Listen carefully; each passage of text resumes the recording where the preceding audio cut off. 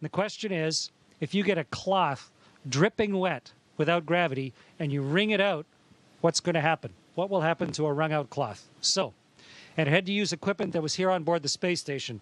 We may have the coolest washcloths ever here on the space station. I'm going to show you. Here's one of our washcloths. And it's compacted. It's put down into this little tiny hockey puck so that it saves space. But when you open up a hockey puck and you pull out your washcloth, this is the one I'm going to use for the experiment today. And so when you open up your hockey puck and turn it into a washcloth, it was compressed in a great big vise somewhere. Okay, so here's my washcloth, like a magic trick. And now I'm going to get this soaking wet, and then we're going to see what will happen when we wring it out. Meredith and Kendra suggested that I dip this in a bag, but bags don't hold water in space, so instead I filled a water bag. This has drinking water in it. And I'm going to squirt a bunch of water into this washcloth.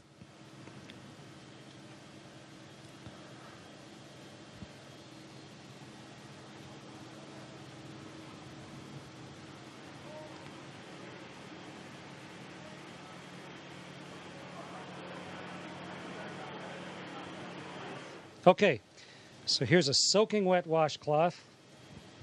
Get the microphone so you can hear me while I'm talking. And now let's start wringing it out. It's really wet.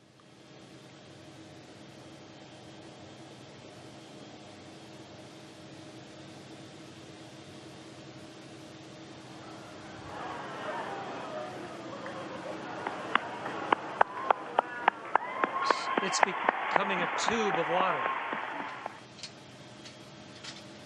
The water's all over my hands, in fact. It wrings out of the cloth into my hands. And if I let go of the cloth carefully, the water sort of has it stick to my hand.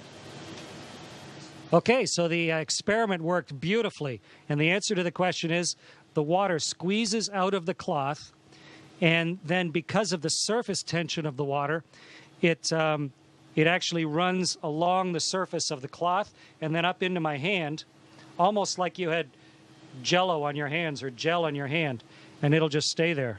Wonderful moisturizer on my hands. And the cloth doesn't really unravel itself. It just stays there floating like a dog's chew toy, soaking wet. Great experiment, worked perfectly.